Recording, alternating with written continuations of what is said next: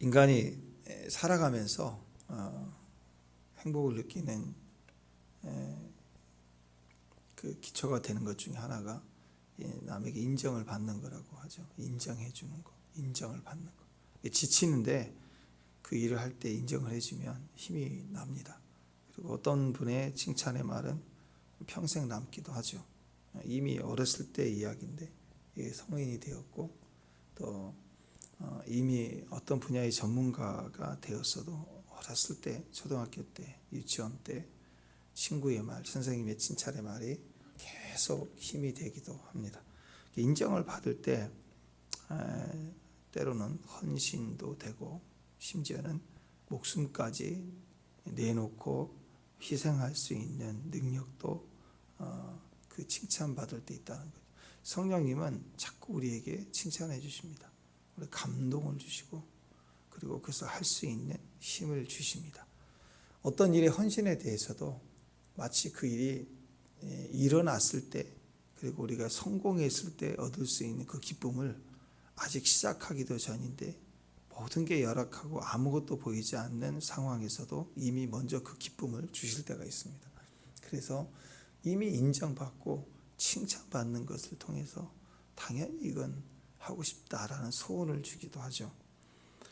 그래서 우리 자신을 전적으로 인정해 주시고 우리 부족함을 몰라서가 아닙니다. 우리 무지를 몰라서가 아니에요. 그와 상관없어요. 우리 존재가 이미 인정받고 그 능력과 힘은 그 기름 부음은 당나귀한테도 즉각 줄 수도 있고 막대기도 쓸 수 있어요. 하나님.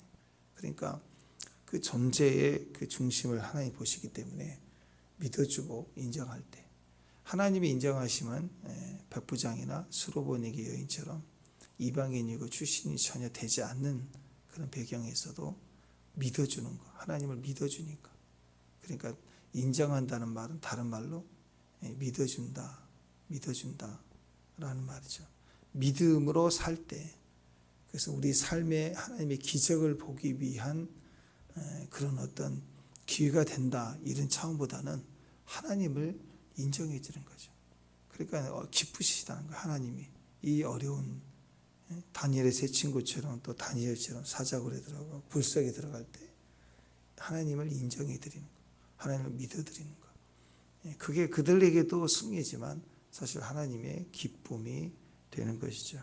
그래서 우리가 이렇게 믿어준다는 것, 칭찬해준다는 건 굉장히 중요합니다.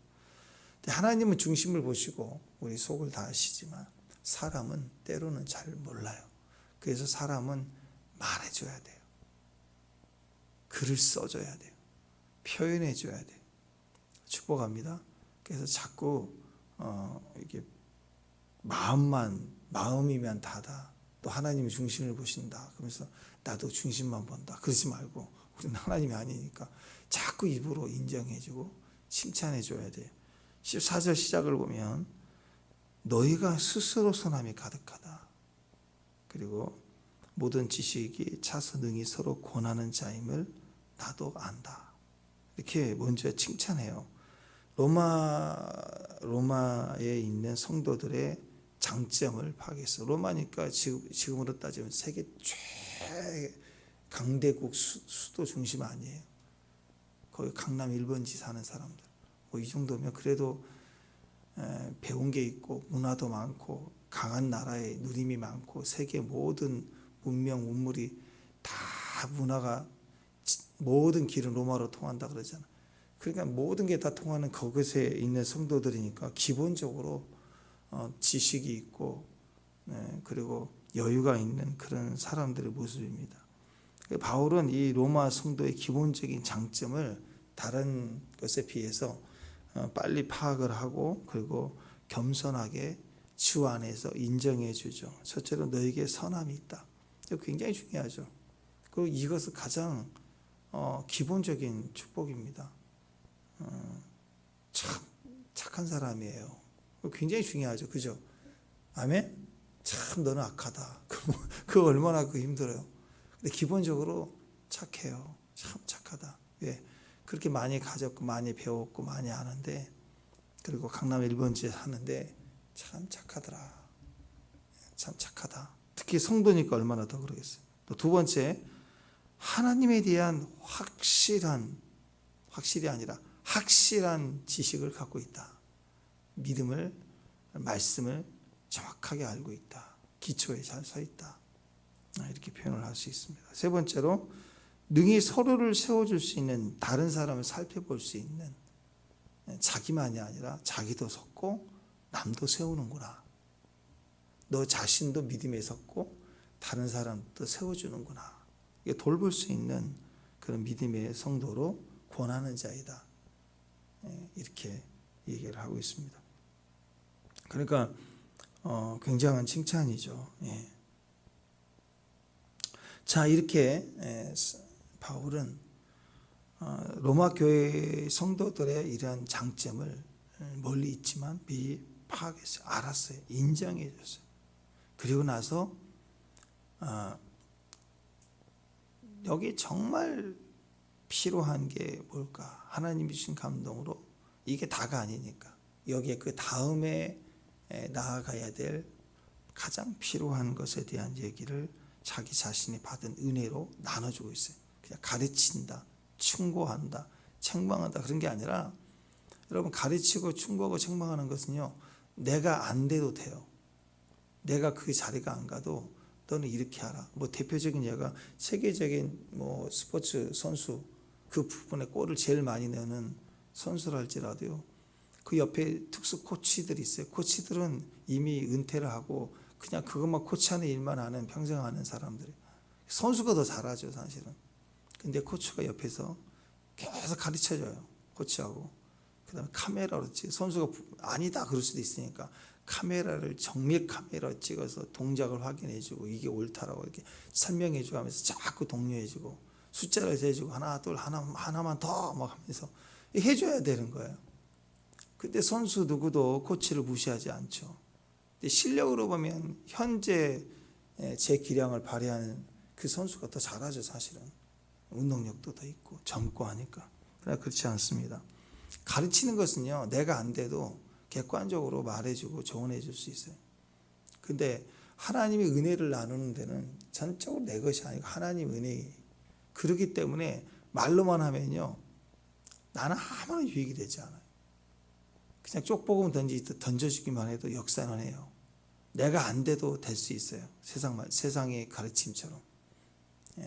그러나 그것은 하나님이 사용하시는 하나님의 기본적인 모습이 아닙니다. 그러면 사람이 무슨 필요가 있어요?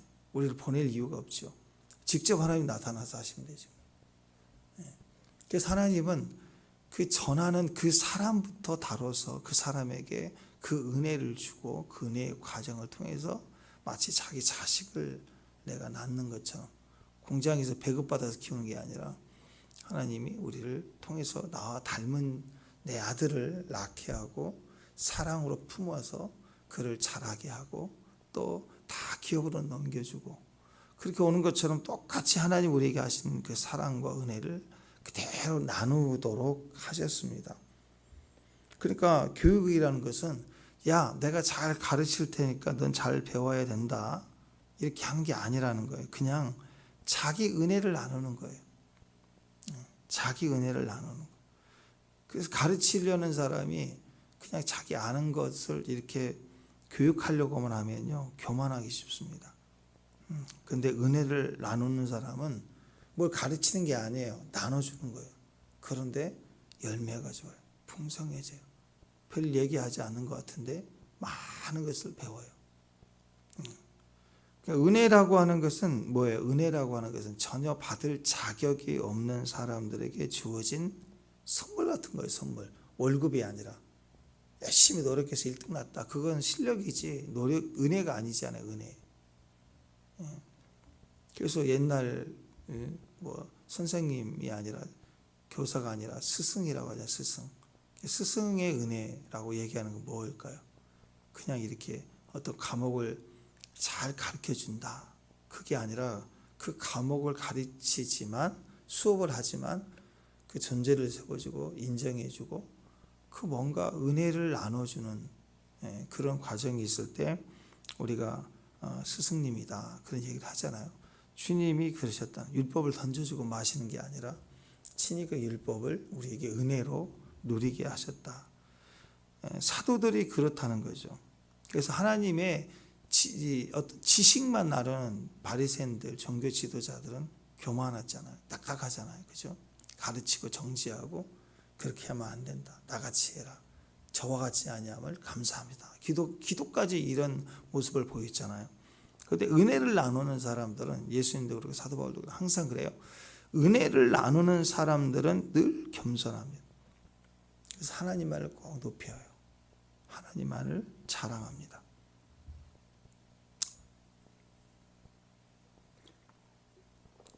가끔씩 보면 간증 이렇게 하신 분들 보면 그 간증 집회 같은 거 할 때 요즘에는 별로 그렇게 잘 보지 않지만 예전에 간증 집회 하는 거 보면 천국 갔다 왔다 어디 갔다 왔다 하면서 하나님 나라를 막 증거하고 지옥 막 증거하고 막 이걸 보면은 아 그렇구나 이게 하나님 나라가 천국 지옥이 있구나 이런 것도 있지만 항상 그분들이 얼마나 기도를 되게 세게 했다 그런 느낌이 있었어요. 나도 저렇게 세게 해야 가나 보다 천국 볼 수 있나 보다 그게 대부분이었고 듣고 나면 아 저분이 높아 보이고 커 보이고 강해 보이고 뭐 거기에 많이 집중이 됐던 것 같아요. 근데 가끔씩 이제 새롭게 하셔서나 이런 간증하시는 분들 보면 그냥 무명의 사람이고 주부이고 또 어떤 분야의 음악가이고 이런 분이지만 자기는 잘 모르는 분들이잖아요. 근데 한결같이 보면서 느끼는 게 다뤄진 사람들이구나. 엄청 다뤄졌구나. 근데 정말 주님을 만났구나. 그런 게 남아요. 우리가 그래서 그런 간증을 들어보면 아 은혜가 있구나. 은혜를 맛봤구나. 그러니까 은혜가 전달되는 거예요. 자기 삶을 나누는 건데 은혜가 나눠져요. 어떤 분들은 막 지식, 천국은 뭐 몇 퍼센트가 가고 너는 지옥 갈 거야 하면서 막 겁주고 겁받고 은혜를 받아야지 겁을 받아 막 그러면 또 그 사람은 그걸 회개를 해야 되는데 회개하면 또 감사할 일이지만 또 그대로 또 배워가지고 딴 데 가서 또 막 겁을 주고 막 그렇다고 이렇게 잘못된 예죠. 그래서 은혜를 나눈다는 것은 최고의 축복입니다. 그래서 바울은 자기가 받은 은혜 중에서 가장 최고의 은혜로 이 잘 칭찬 받을 만한 로마 성도들 위에다가 딱 이렇게 얹어주는 거예요. 이렇게 15절 16절 한번 보십시다. 15절 16절 시작. 그러나 내가 너희로 다시 생각나게 하려고 하나님께서 내게 주신 은혜로 말미암아 더욱 담대히 대략 너희에게 썼노니 뭘 썼느냐 이 은혜는 곧 나로 이방인을 위하여 그리스도 예수 일꾼이 되어 하나님의 복음 제사장 직분을 하게 하사 이방인을 제물로 드리는 것이 성령 안에서 거룩하게 되어 받으실 만하게 하려 하심이라. 바울의 최고의 은혜는 복 받아라. 새벽에 복을 받아라. 또 내가 새벽에 복 받았다. 또 11조에 복 받았다. 물론 다 복이 있어요. 귀한 은혜가 있습니다. 아멘. 기도의 축복도 있고 언어의 축복도 우리 배운 게 많잖아요. 예수의 피의 축복도 있고 다 있어요. 찬양의 축복도 있고 얼마나 감사해요. 그죠? 근데 최고의 축복 뭐라고 얘기하냐면 이방인을 위해서 예수 일꾼이 돼서 나는 복음을 전하는 제사장 직분이다. 제사장은 뭐예요? 중보자죠. 내 죄가 아니라 쟤들 죄인데 하나님께 드리기 위해서 자기가 그 역할을 다 해야 돼. 다 피 각 다 떠가지고 뿌리고 구워서 바치고 그리고 내가 죄인인 것처럼 주님하고 우리 형제의 죄를 용서해달라고 중보하고 그래서 주님의 은혜를 받고 그 은혜를 갖고 너 죄가 사해졌다 하고 또 선포해주고 매일 피비린내 나는 제가 이제 몸이 좀 약해지고 뭐 그럴 때 보면 제가 굉장히 민감해질 때가 있어요. 그러면 고기도 먹기 싫어요. 고기 냄새가 나요. 비유가 팍 상해요. 고기를 막 구웠는데 맛있는데 항상 잘 먹는데 그럴 때가 있어요. 민감하면 생선 냄새도 되게 많이 나고 냄새 민감해질 때가 있어요. 그러면 음식이 딱 먹기 싫어지는데 생각해 보세요. 하루 종일 어쩌다 고기지 한우도 매일 그것도 좋은 자리에서 상으로 상다리 부러지도록 이렇게 해주는 거 먹은 거 누가 못해요. 그것도 계속 먹으면 물릴걸요 아마. 근데 계속 계속 매일 피를 뿌려야 돼. 매일 잡는 일을 해야 돼. 그 몸에 그 냄새랑 이게 피 냄새가 얼마나 배이겠어요. 얼마나 싫겠어요. 제사장은 그 역할인데 그게 너무 행복하다는 거예요. 왜? 직분이니까. 복음의 직분이니까. 자, 16절 한번 더 읽어봅니다. 시작.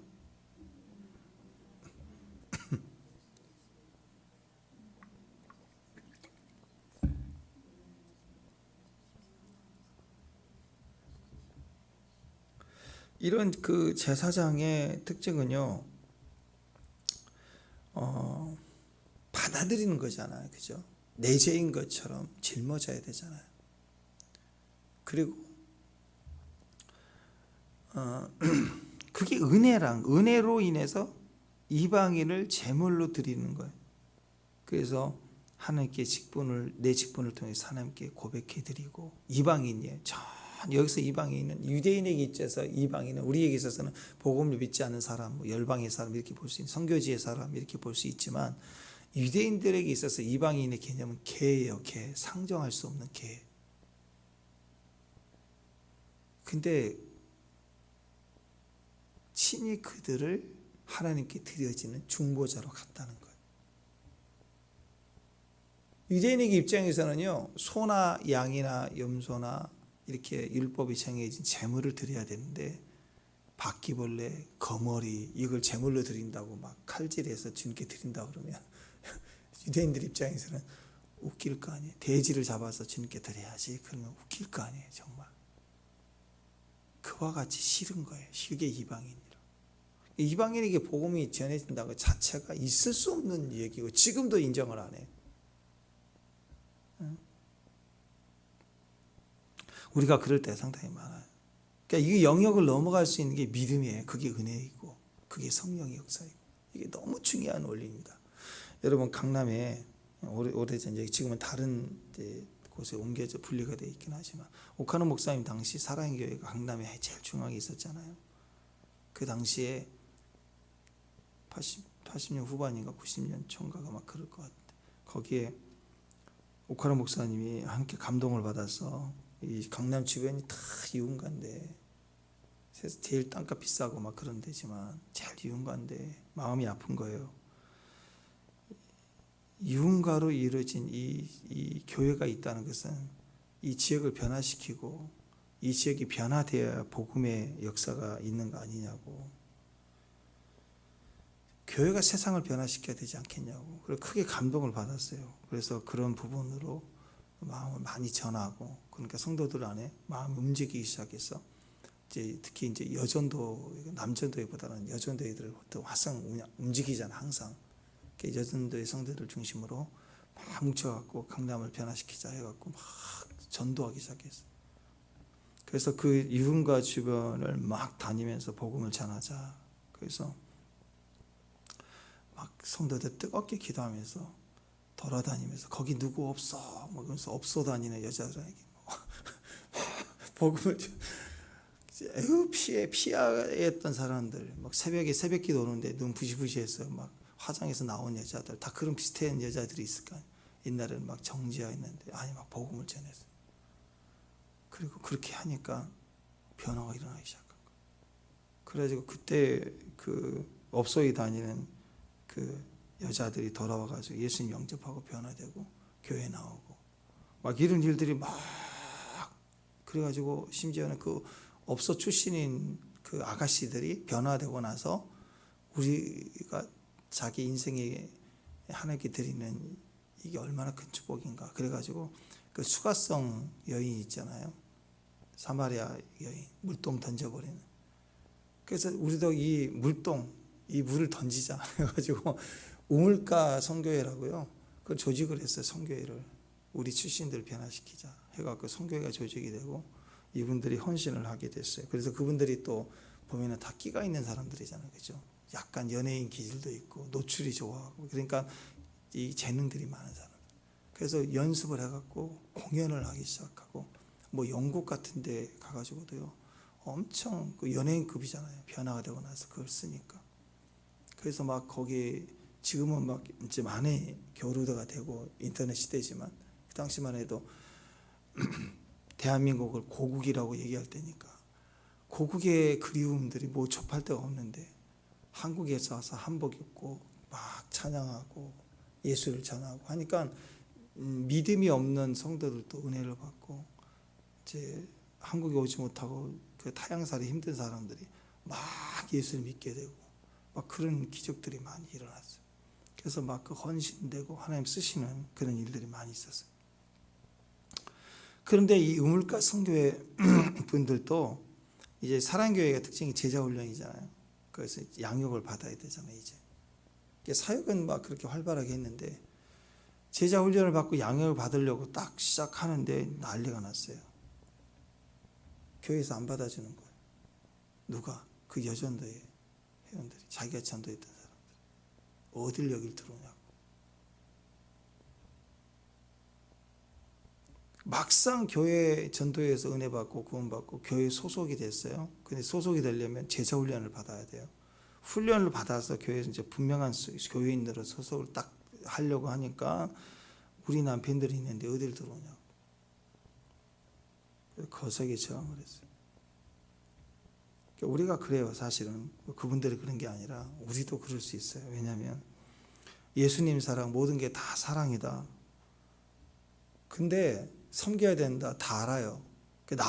나하고 상관이 없을 때는 쉬워요. 기도주고 과도주고 도와주고. 근데 실제로 내 삶의 문제로 이렇게 들어오려고 하면 그 사람의 과거에 아주 까마득한 과거 일일지라도 나하고 딱 부딪힐 일이 생기면 절대로 용납을 안 합니다. 어디를 함부로 들어오냐고. 여기가 어디라고. 우리 남편 우리 애들이 있는데 물을 흐린다고. 그 교회만 문제가 아니야. 그게 훈련된 좋은 교회인데도 그런 예가 있다고요. 거세게 저항하고 싫어한다. 우리가 몰라서 그렇지 생각해 우리 주변에 우리도 강남이고 여기 막 이렇게 술집도 있고 하는데 우리가 뻔히 아는 그런 늘 봤던 그런 업소 여인이 있다고 합시다. 여기 원룸에 막 보면은 막 이렇게 해가지고 밤낮이 바뀌고 막 이런 한 번씩 본 여인이 어느 날 교회를 나오기 시작하고 형제님하고 막 우리 아들한테 우리 남편들에게 교회 오래간만에 교회 나오라고 하는데 그래서 막 하면 기분이 좋겠어요? 예. 여러분들이 좋으실 거예요. 그렇게라도. 근데 사람 마음은 조금이라도 영향을 줄까 봐. 인사하면 왜 인사를 하지? 뭐 의도가 있는 거 아니야? 저 출신이 누군데? 그게 따라하지 않겠어요? 이게 인간이 그렇다는 거예요. 이방인에 대한 태도가 그와 같다는 거예요. 어디를 함부로 오냐? 예수님 당시 모습도 그랬습니다. 그래서 예수님에 대해서도요. 이 바리새인들 항상 했던 얘기가 죄인과 세리들하고 너를 밥 먹냐?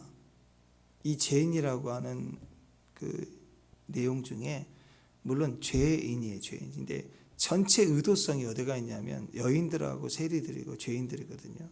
그 강도 무슨 뭐 이렇게 그 죄인이 아니라 율법의 죄인이고 최하층의 죄인들이고 거기에는 대부분이 여자들이었어요. 창기들, 창녀들 몸 팔고 그 다음에 간음하다 갇힌 여인 막 이런. 그리고 예수님에 대해서도 어디서 죄인하고 새 창녀들하고 밥을 먹냐? 예수님을 그렇게 표현했다고요. 탕자 형이 그랬죠. 이게 유대인들의 기본적인 인식이 그래요. 탕자 형이 그래서 자기 동생을 뭐라고 얘기했냐면 아버지 살림을 창녀들과 함께 삼켜버린 이 아들이 돌아오매 이를 위해서 살진 송아지를 잡으셨다. 자기 아버지를 그렇게 얘기해요. 그 예수님을 비난했던 것 똑같아요. 우리 아버지를 비난해요. 아버지 재산을 창기하고 먹어버린 저놈이 왔는데 속까지 잡았다. 아버지를 부당하게 보는 거죠. 예수님을 부당하게 보는 거예요. 같이 잔치했다. 이게 기본적인 의식이 그런 거예요. 그때 예수님이 바리새인에게 뭐라고 얘기했냐면 요한이 의의 도로 너에게 왔을 때 너희는 그를 믿지 아니하였으되 세리와 창녀는 믿었으니 너희는 이것을 보고도 끝내 뉘우쳐 믿지 아니하는도다. 그러니까 주님 뭘 보냐면 과거의 죄나 상황을 보시는 게 아니라 지금 현재 네가 믿느냐 믿지 않느냐 거절하냐 영접하지 않느냐를 얘기하는 거예요. 그것이 미래의 영원한 천국의 확증이냐 아니냐니까. 나는 옳다 하면서 믿질 않아요. 근데 죄를 짓고 실제로 죄인이고 그런 인생을 살았지만 주님 만났을 때 우물가 여인처럼 진짜 울덩이를 막 던져버리고 전도하러 가듯이 외치고 다니고, 그런 믿음의 사람들에 대한 이야기를 하는 거죠. 그러니까 우리가 교회 안에서 이렇게 볼 수 있습니다. 오늘 로마서의 그 마지막 메시지가 로마서 15장 마지막 메시지 끝나고 나머지는 인사인데, 그 내용이 뭐냐, 교회 안에 저와 여러분은 마찬가지예요. 믿음이 약할수록, 우리가 믿음이 강한 자가 있고 믿음이 약한 자가 있다고 그랬죠. 믿음이 약할수록 눈에 자꾸 거슬리는 게 많아요.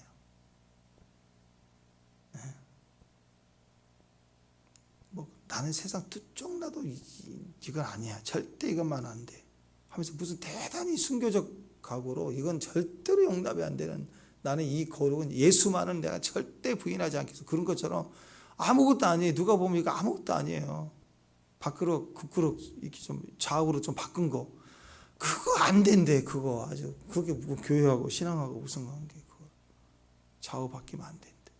그게 가만히 생각하면 그게 교회에서 그게 중요한 일인가? 아니 국에다 밥 말아 먹으면 안 되고 밥에다가 국을 부으면 안 되고 그러나요? 찍먹. 아니 맛있게 먹으면 되잖아요. 탕수육. 그러면 부으면 안 되고 찍어야 되고, 그게 진리고 싸워야 될 일이냐. 이와 비슷한 일들이 많다니까. 아니 그 맛있게 먹기 위해서 모여가지고 탕수육 먹으면서, 짜장도 아니고 탕수육까지 먹으면서 왜 싸우냐고요. 스승도 아니고 교회 와서 예배드리면서 왜 싸우냐, 왜 삐져 있느냐, 중심이 뭐냐. 그거예요. 보면 나는 두 쪽 나도 그건 아니래. 뭐가 아니냐 봤더니 아무것도 아닌 거예요. 아무것도 아니에요. 믿음이 강한 사람들은요, 절대적 진리가 있잖아요. 예수님 외에도 다른 구원이 있다, 뭐 이러면 큰일 나죠. 웬만하면 다 감당이 되는. 우리 주변에 이렇게 믿음이 약한 사람들의 약점이 있을 때 그 약점을 막 비판하고 정죄하는 사람들이 눈에 거슬리니까 약자들이에요. 그러면 강자들에게 이게 좋아 보이나요? 아니죠. 강자들에게도 여전히 안 좋아 보일 수 있죠. 약점이니까, 실수이고 또 문화적으로 안 맞을 수도 있어요. 그렇지만 강자들은 그 약점 가진 사람들을 정죄하는 게 아니고 그 사람들을 도와준다고, 담당하는 거라고요. 담당해 주는 거예요. 전체를 살리기 위해서. 중보자가 그 얘기잖아요. 그 얘기. 하나님 앞에 죄인의 모습을 같이 서주고, 또 죄인들에게는 하나님 입장에서 또 손길이 되어주고 위로해주고. 입으로는 우리는 믿음이 강한 사람이다, 복음을 전하자, 맞아요. 근데 실제로 약자들이 교회 안에 돌아와서 소속하려고 하니까 어딜 들어오냐고. 그와 같은 판단들, 이게 믿음의 약자라는 증거예요. 교회가 언제 강력해진 줄 아세요? 언제 힘 있는 교회가 되는 줄 아세요? 기도 많이 하고 뭐 헌신 많이 하고 뭐 다 좋아요. 일부분일 수 있어요. 근데 진짜는요, 공동체 형제 자매들 다 같이 믿음이 강해질 때예요. 믿음이 강해질 때가 뭐라고요? 우리 안에 있는 약자들, 약점들을 담당할 수 있는 사람들이 담당하는 거예요. 지적하고 정지하고 아니하고, 그게 아니라 담당하는 사람. 그래서 우리 주변에 가만히 있으면 드러나요. 약자들은 드러나요. 강자들은 드러나지 않지만 약자들은 드러난다고요. 아 이래서 싫어, 아 이건 아니지, 이렇게 약자들이 자기를 드러내요. 약자들은 항상 드러나요. 알고 본 고개 숙이지만 가라지는 뻣뻣하게 세운다고, 열매 없이. 그러니까 드러난다고요. 드러날 때 그걸 쳐내는 게 아니라 그 약자들을 담당하는 거, 그건 이런 거야, 이렇게 하는 거야, 좀 기다려봐, 이게 맞는 거고 나도 그랬어, 이렇게 하면서 자꾸 담당해 가는 거죠. 약자들의 부족함들, 허물들, 죄인들의 죄들 용납할 수 있는 힘, 그게 강한 거예요. 그래서 믿음이 강한 우리들 그랬잖아요. 믿음이 강한 우리들. 야, 난 너무 부러운 것 같아요. 바울이, 야 믿음이 약한 니들아, 나처럼 강해봐 이러지 않고 약자들을 소수로 두고 강자들을 우리라고 얘기해. 믿음에 강한 우리들. 비율이 크죠. 이 교회가 얼마나 단단했는가. 강한 자가 되라. 믿음에 강한 자가 되라. 굉장히 중요합니다. 여러분 신앙생활은요. 그래서 시작이 제일 강하기 위해서 제일 좋은 시작이 뭐냐? 은혜라는 거예요. 은혜. 내 스스로 내 실력으로 강하는 게 아니라 은혜로 우리가 시작이 되면 강해진다는 거예요. 축복합니다. 강한 믿음의 사람이 되기 위해서 믿음의 근원이 되시는 분이 예수님이잖아요. 오늘부터 내가 결단한다가 아니라 강함의 근원이 되신 예수님을 영접하는 거예요. 은혜를 받아야 되는 거예요. 언제 믿음이 강해지는가? 첫 번째는 예수님 안에 있는 은혜예요. 은혜. 말씀의 은혜가 있잖아요. 기도의 은혜가 있잖아요. 말씀을 들으면 은혜가 생겨요. 말씀 듣고 나면 뭔가 소망이 생겨요. 이러면 되겠구나. 내가 잘해왔구나. 조금만 더 인내하면 되겠구나. 이렇게 은혜를 받는 거예요. 이유가 방금 전까지 힘들었어요. 어려웠어요. 근데 그 어려운 일에 대한 해결 방법이 이렇게 떨어진 게 아니에요. 똑같은 상황에서 혼자 기도하는데 기도 끝났어요. 말씀을 들었어요. 그랬더니 똑같은 상황인데 이유는 모르지만 가능성이 느껴지고 될 것 같고 내 안 은혜를 받은 거예요. 감동이 오고 저걸 문제거리로 봤는데 사명으로 보여지고 이게 다 은혜를 받은 거예요. 은혜. 우리 신앙생활의 시작이 예수님이죠. 아멘. 이 말은 모든 것의 시작이 은혜라는 것입니다. 행위로는 구원을 받을 근거가 하나도 없어요. 1도 없어요. 시작이 은혜예요. 저와 여러분의 시작이 은혜. 아멘. 하루의 시작도 은혜. 은혜 받고 시작하는. 기도 시작할 때 기도해야지. 문제를 붙들고 하는 게 아니라 은혜를 붙들고 하는 거예요. 그 은혜가 우리가 믿을 때 그 은혜가 우리에게 은혜로 시작해서 우리가 믿으면 은혜 위에 믿음을 시작하면 은혜가 와요. 그 은혜를 믿음의 역사라고 그래요. 그래서 은혜 안에서 예수로 시작할 때 우리가 믿으면 여기 이제 스위치를 키면 제일 먼저 이 건물에 전기가 쫙 연결되잖아요. 전기가 걸려 눈에 안 보이지만 마찬가지로 우리가 믿으면 성령의 역사가 흘러들어와요. 성령이 역사하셔가지고 이 법칙에 따라서 전기가 켜지고 모터가 돌아가고 에어컨이 돌아가고 또 기능에 따라서 여기 불이 켜지고 이런 것처럼 각각의 기능들이 활성화돼 성령의 역사가 나타나고 응답이 되는 거예요. 그러니까 스위치를 키면 전기가 흘러요. 마찬가지로 우리가 믿으면 성령이 역사하는 거고 성령의 결과로 응답이 와요. 제일 시작은 내가 이걸 선을 다 건설한 게 아니라 누군가에 의해서 건설이 된 거잖아요. 전문가가 시설을 다 해놨단 말이에요. 우리는 뭐 하기만 하면 되냐? 믿으면 돼요. 그 말은 모든 것이 시작이 예수님, 은혜가 첫 번째예요. 그 다음에 내가 믿어야 돼요. 그러면 성령이 흘러가요. 역사예요. 이게 다 세 가지가 다 같이 가는 모든 것이 다 은혜인 걸 아는 것. 아멘. 첫 번째 모든 것이 은혜임을 압니다. 아멘. 모든 것이 다 은혜이다. 아멘. 노멘.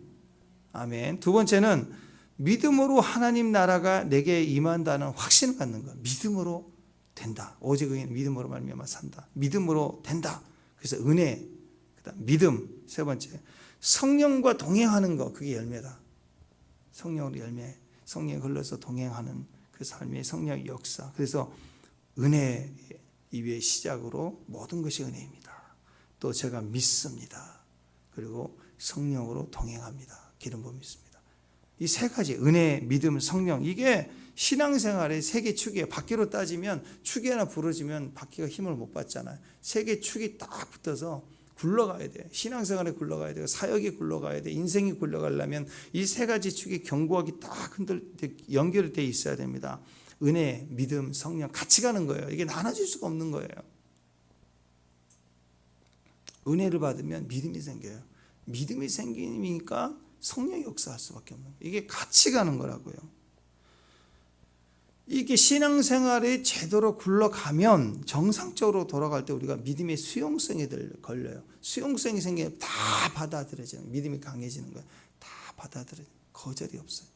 나 같은 죄인 살리신 하고 받아들여지는 거예요. 그 제일 중요한 이 세 가지가 다 어디서 나오느냐? 말씀에서 나와요.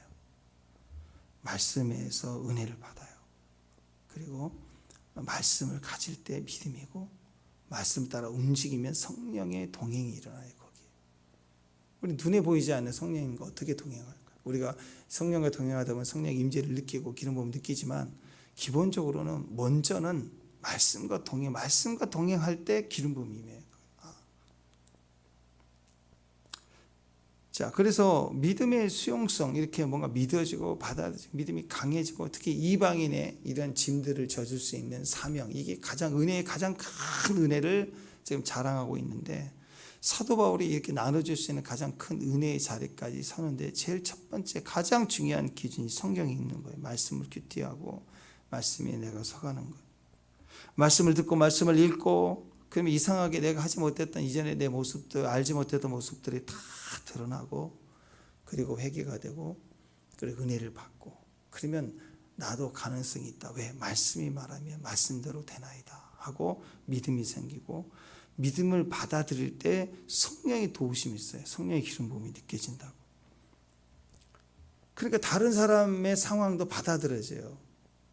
다른 사람도 믿어지게 돼요.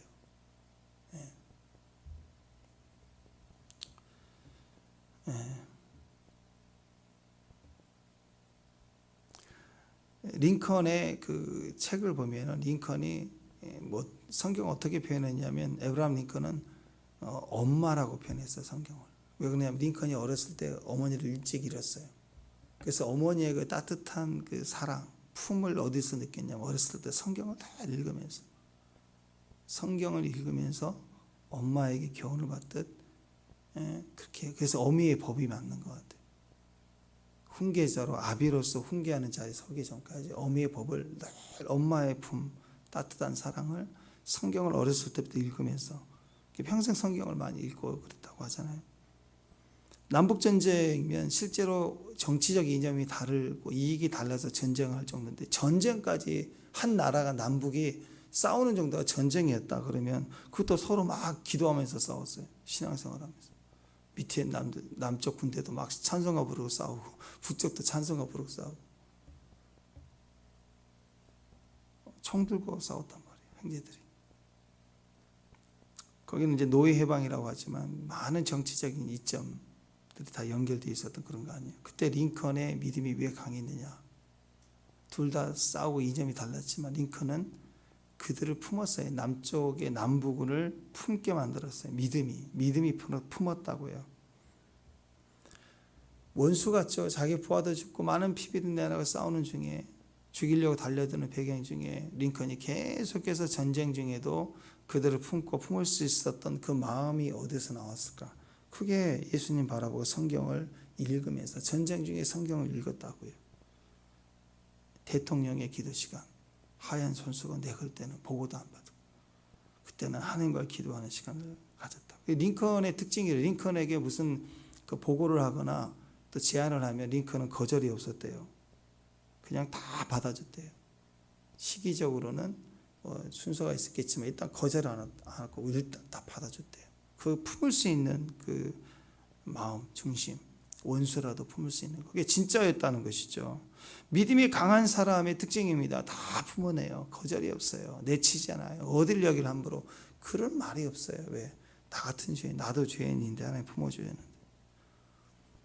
반면에 마귀는 항상 뭐예요? 정죄하고 거절하고 죽이려고 하고 거부하고 분열을 일으키고 성령은 하나가 되게 하고. 그래서 믿음의 사람은 믿음의 영접을 통해서 하나님의 은혜를 나누죠. 믿음으로 자기가 영접하고 영접했기 때문에 사는 사람을 영접할 능력이 있는 사람이 믿음의 사람. 전도하겠다는 게 그런 거 아니에요? 내가 그 은혜를 나누는 것이기 때문에, 내가 그 은혜 속에 있는 충만함을 나눠주기 위해서 우리가 전도하고 선교하는 거 아니겠습니까? 그 믿음 안에 우리가 서 있기를 바랍니다. 아멘. 오늘 그 믿음 안에서 수지를 탁 키세요. 아들아, 탁 해서, 우리 딸아, 수지를 탁 키는 거예요. 그러면 전기가 찍 흘러서